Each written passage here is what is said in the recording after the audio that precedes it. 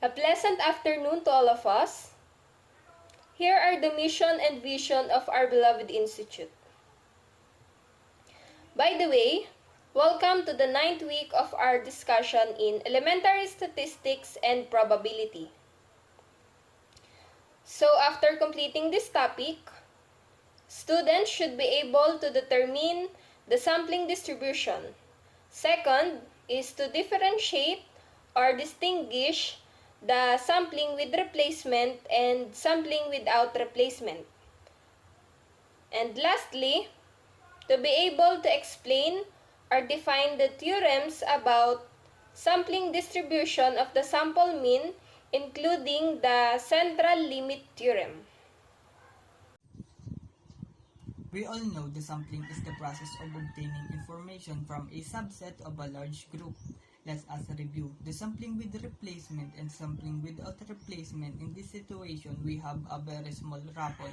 There are 3 individuals participating in that raffle, and there are 2 prizes we are going to draw 2.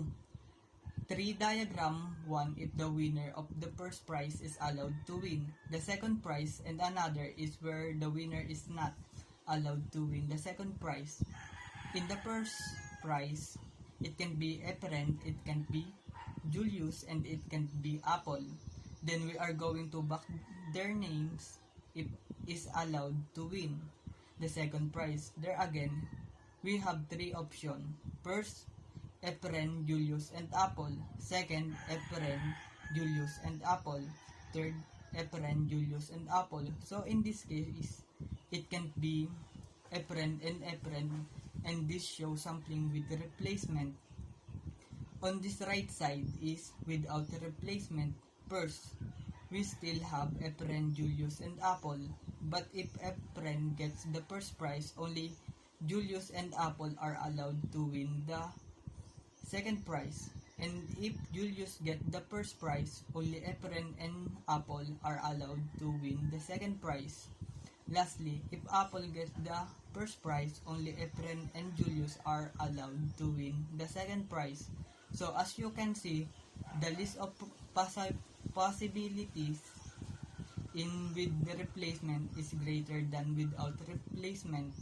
So given that, if I ask the problem, what is the probability that Efren might win one of the prize without replacement?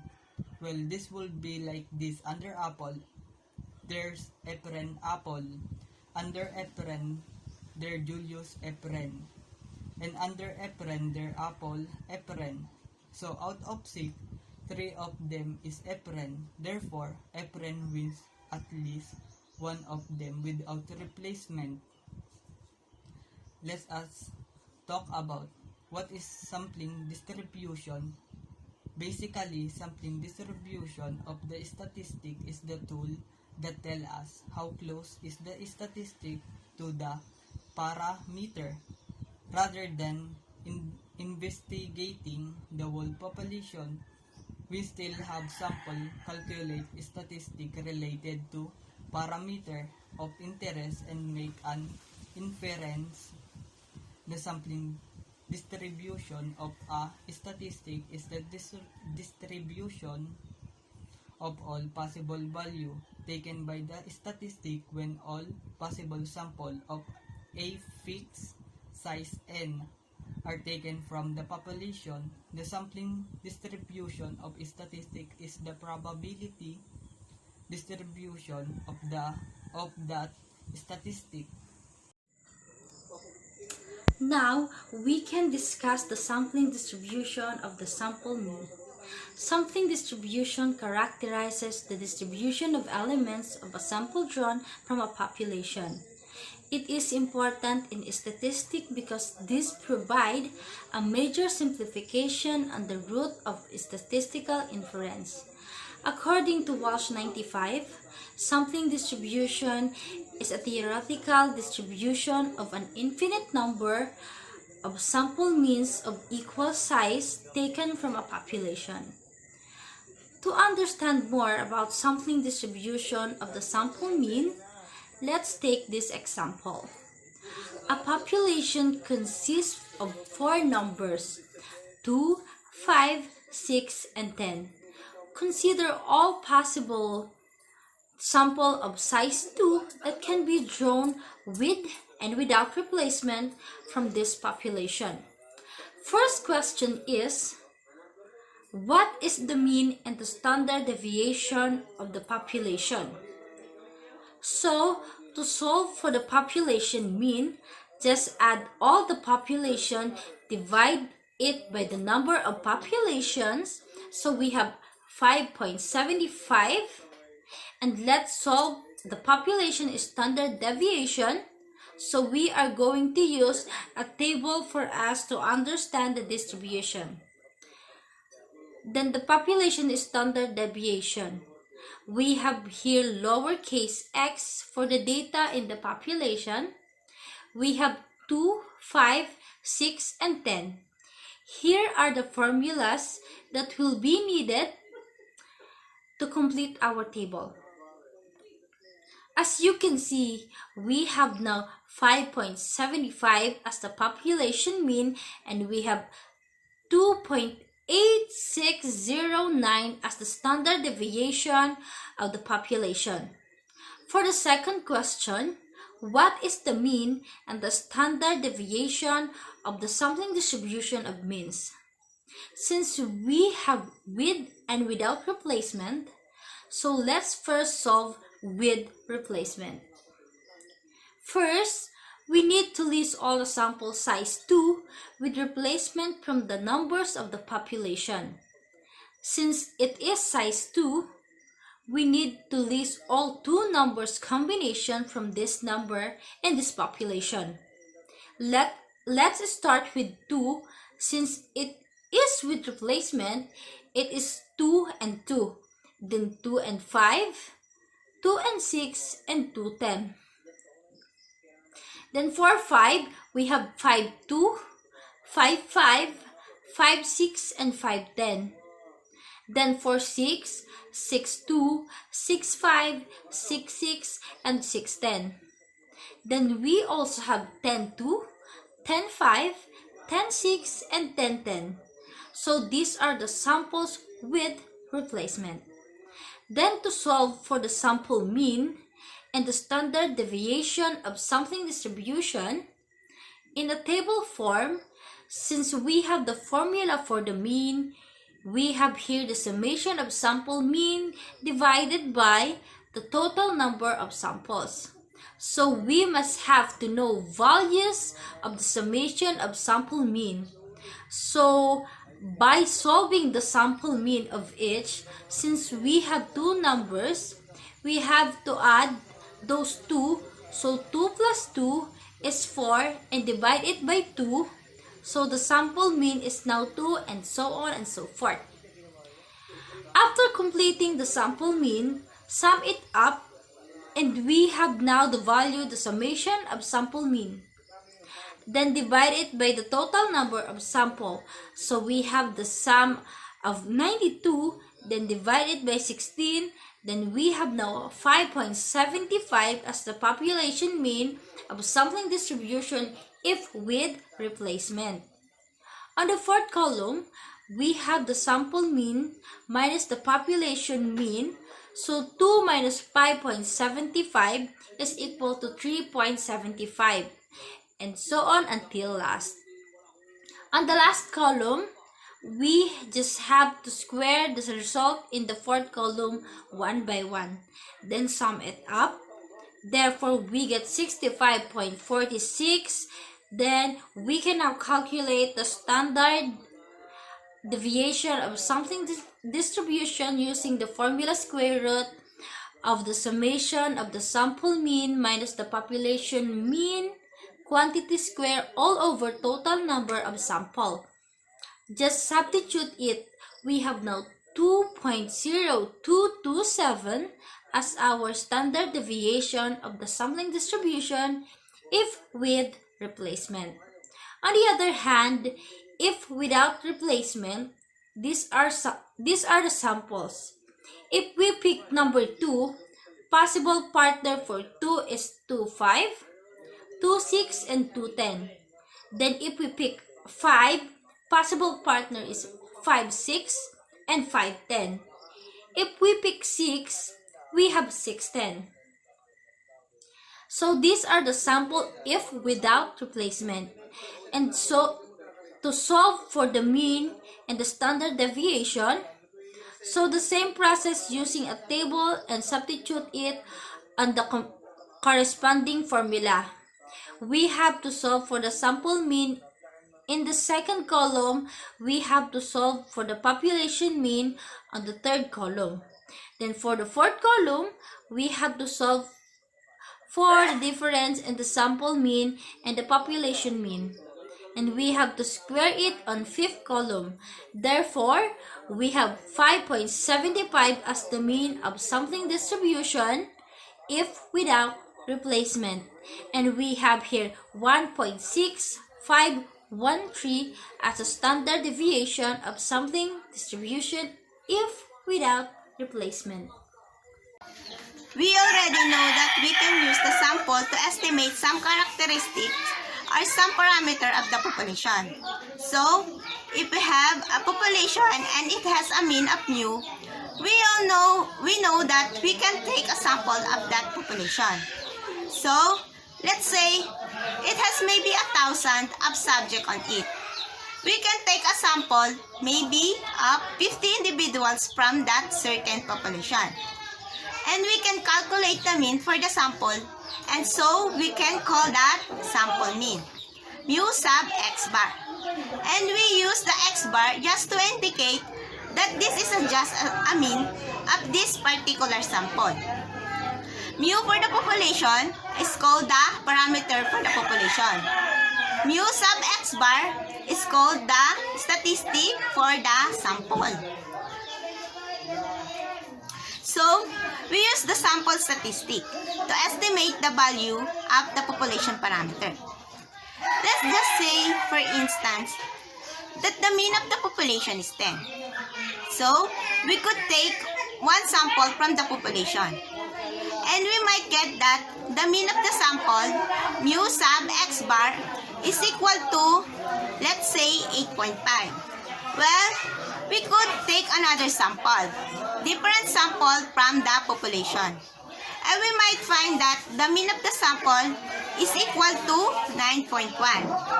We could take another one sample from the population.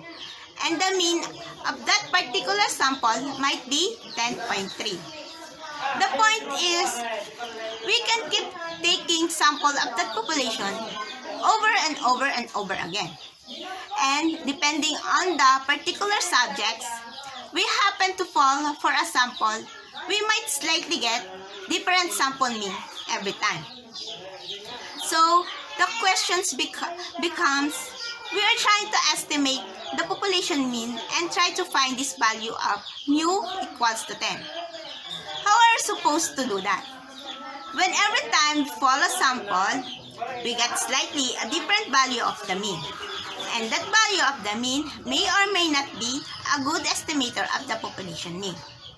It might be lower than the population mean, higher than the population mean, exactly the population mean, but we don't know, and it seems difficult to rely on just one sample to estimate the actual population mean.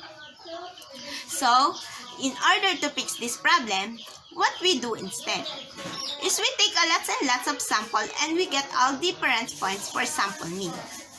The idea here is, if we do this right, I'm talking about to follow some conditions. We will end up with a normal distribution for all of these three different sample means.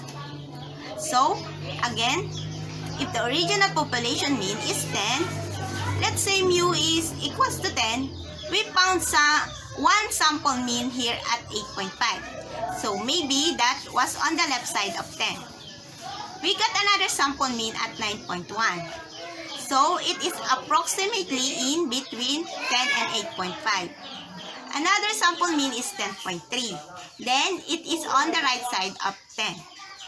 So keep on talking sample over and over and over again. In calculating the mean of each of those samples, we're gonna keep finding different values for sample mean, that are along this distribution. And if we take all of those samples into account, they will themselves form a normal distribution as we see on the graph. And that distribution is the sampling distribution of the sample mean. That distribution will have the same mean as the original population mean, even though it's just taking a sample from the population. We can say that mu is equal to the mu x bar, where mu sub x bar is the mean of the sampling distribution of the sample mean. So, we found a way to calculate the population mean. Simply by taking samples, even though any individual sample may not be a good estimator of the population mean, when we take lots and lots and lots of samples, and you take into your account all of the different sample mean that you calculate, you're able to use those collectively to get an actual accurate estimate of the population mean. And the reason that we are able to do that, the reason of this work is based on the central limit theorem, which we often abbreviate as the CLT. And it is basically tell us what we just learned, which is that if we take enough sample, the sampling distribution of the sample mean becomes a normal distribution. This turns into a normal distribution regardless of whether the population distribution was normal originally. So, even if the population distribution is not normal, the sampling distribution of the sample mean will be normal. And when the sampling distribution of the sample mean is normal, that means, again, because it was normal distribution, we can now use what we learned about mean, variance, and standard deviation to answer probability question using this sampling distribution. So, we already know that the mean of the sampling distribution of the sample mean will be equal to the population mean. So, we have that the mean is equal to the mean of the sampling distribution of the sample mean. And then, we also have the formula you would expect for variance and standard deviation. So, the variance of the sampling distribution of the sample mean is going to be equal to the standard deviation of the population divided by the sample size. And that means that the standard deviation of the sampling distribution of the sample mean is going to be equal to the population standard deviation divided by the square root of the sample size. Here, we are talking about the standard deviation of the sampling distribution of the sample mean. And so, we give its own special name, either the standard error or the standard error of the mean. Then, I mentioned earlier that if we do this right, or if we do this correctly, the central limit theorem is going to apply, and we're gonna be able to use this formula for mean, variance, and standard deviation. We have to discuss this because it was critically important. What does it mean if we do this correctly? Well, we have to meet three conditions in order to be able to apply the concept of central limit theorem. So, the first condition is the random sampling. And as you know, it is always important to take random samples. So, basically, if we do a sample out of the population, we are dealing with some random sampling. And that is the first condition statement we have to meet. And the second condition is called the normal condition, or large counts. And we call it normal condition because its condition was going to make these sampling distributions of the sample mean normal. So, under that, we have if the population distribution is already normal, then the sampling distribution of the sample mean will be normal as well, regardless of how many samples we use. Then, if the original population is not normal, or it's just whether it's not or normal, then you need to have large count of samples, or you need at least 30 samples. That is the rule. So, if you take more than 30 samples, then central limit theorem is gonna kick in. In other words, even if your original population distribution is totally skewed, left skewed, right skewed, in some way, it's not normal. As long as you take at least 30 samples. The central limit theorem is going to transform that original population distribution into a normal sampling distribution of the sample mean. And because the central limit theorem will have created the normal distribution, now your mean, variance, and standard deviation formulas can be taken. And you're gonna be able to use those. So, 30 is the magic number. If you take fewer than 30 samples, then you won't have enough samples to guarantee that the central limit theorem is going to create a normal distribution for the sampling distribution of the same mean. Which means that if the original population has maybe, let's say, left skewed distribution and you take fewer than 30 samples, your sampling distribution of the same mean might also be left skewed. It won't necessarily be normal, and so you won't able to use this mean, variance, and standard deviation formulas, because these formulas is applied to a normal, not necessarily a left skewed distribution or right skewed distribution or some other kind of not normal distribution. So, we need to get 30 samples in order to normalize the sampling distribution of the sample mean. And then, the last condition that we have to meet is the independence condition, or we also call this the 10% rule. And we can meet this condition in two ways. First is if we are sampling with replacement. Then, we automatically meet this condition. Remember that sampling with replacement means that we take all the samples and then all of the subject that we took out for the sample, we put back into the population. If we are doing that, this sampling with replacement, then we meet this independence condition. Then, if we are sampling without replacement, then that's where the 10% rule will fix it. And this 10% rule tells us that we have to keep our sample size below 10% of the population. So, if the population has 1,000 of subject on it, then our sample size needs to be 100 subject or fewer in order to stay under this 10% rule, because 100 is 10% of 1,000. In other words, our sample can be 800 subjects out of the 1,000 person population, because we have obviously had greater than 10% of the population and its sample, and that violate this independence condition.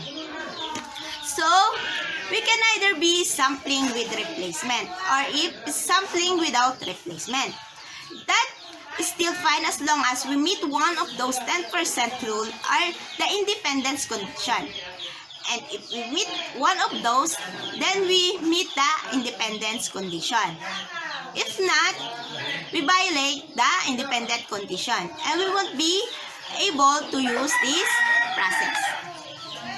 So, let's say for instance that we want to answer probability question about average length of the sharks in the ocean. And we don't know the mean length of the population. So we think about population as all sharks in the ocean. And we don't know the mean of that population mu. So, mu is unknown. What we're gonna do is to take samples and use the sampling distribution of the sample mean to try to get an estimate for mu, the mean of the population. So let's say that we go out and collect data and we take random samples of, let's say, 20 sharks each. So 20 sharks and each samples, and let's say we collect 50 samples, and let's say that we are sampling without replacement. So maybe we have a way to tag these sharks and if we find the sharks, we measure its length, we tag it, and if we found the same shark again, we don't record that in a separate sample. So, each shark can only be recorded one time. Well, if that's the case, then we meet our 3 conditions. Because we've been told them to took random samples. So, we've met the random samples condition. We meet the normal condition because what we don't know whether or not the population is normally distributed. You would kinda think so, but maybe the length of the shark is not normally distributed. We don't know.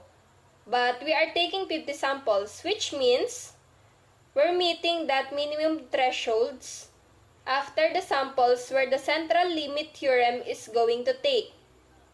So, because we are taking at least 30 samples, we know that regardless of whether or not the original population is normally distributed, the central limit theorem will apply and make the sampling distribution of the sample mean a normal distribution. And so, we're gonna meet that normal condition. And then, the last condition is the independence condition. And even though we said we are sampling without replacement, it's probably safe to assume that 10% rule taken because our sample size are 20 sharks and 20 is 10% of 200. So we can probably safely assume that there are more than 20 sharks in the ocean, which means that if we keep our sample size at 20 sharks, that we're gonna stay under that 10% thresholds. So, our samples are going to be less than 10% of the population. And so, we meet that independence condition despite the fact that we are sampling without replacement. So, we meet all those 3 conditions, which means we're gonna be able to use the central limit theorem or the CLT in this sampling distribution of the sample mean. And so, maybe we take all of our data that we collect from these 50 samples. And obviously, when we take these samples, we're going to get 50 different sample means, mu sub x bar. And if we take all of 50 of those sample mean and we plot them as a sampling distribution, let's say that we get a mean for the sampling distribution of the sample mean as, let's say, 4 meters. So we found out that in our sampling distribution of the sample mean, that mean was 4 meters. The average length of the shark was 4 meters. Well, because we meet this condition, we know that the central limit theorem is going to apply. And so it's safe for us to assume that the population mean mu is also going to be 4 meters. Because we know that mu is equals to mu sub x bar. So, we now have an estimate of the population mean. And we're gonna say that the average length of the shark in the ocean is 4 meters. And now, of course, we can think about probability questions. We found the mean of the sampling distribution of the sample mean. Let's say we also found, because we would have that data, that the standard error or the standard deviation of the sample mean is gonna be equal to maybe, let's say, 0.4 meters. So that's gonna be our standard error. And then for instance, if our question is, what is the probability that we pull sharks out of the water, its length will be between 3.6 meters and 4.4 meters. What is the probability that the shark pick random will have a length between these values? Well, we really go back to our normal distribution. So, we know that the mean of the sampling distribution of the sample mean is 4 meters. So, we put that there in the middle of there at 4. So, we know that the standard error is 0.4 meters. So, we put the one standard deviation away from the mean here. And so, one standard deviation will be 4 plus 0.4 is equals to 4.4. Then, on the left side, 4 minus 0.4 would be equals to 3.6 meters. And so, that interval there would be within one standard deviation of the mean. So, let's say the mean is in the middle. So, we can see that between 3.6 and 4.4 in both directions will one standard deviation away from the means. And we know from normal distribution in the empirical rule that 68% of the area under the normal distribution will fall within one standard deviation of the mean. So we can say that the probability that the shark picked the random will have a length between 3.6 meters and 4.4 meters. The probability of that occurring is gonna be equal to, there's an about 68% chance that a shark pick at the random will have a length between these values. If we're asked, for example, what is the probability that the length will be less than 4.6 meters? We will come up here to 4.6 meters. We would say that the distance between the mean at 4.6 is 4.6 minus 4, which is 0.6. We will take that value and we will divide it by the standard error, and that is equals to 1.5. So 1.5 is the z-score. So we take 1.50, and if we look up that in our z-score table, the value we get from z-table is 0.9332. And so, what it tells us is that the area under probability distribution below 4.6. So, all of that areas here to the left side of 4.6, that's going to be 93.32% of the area.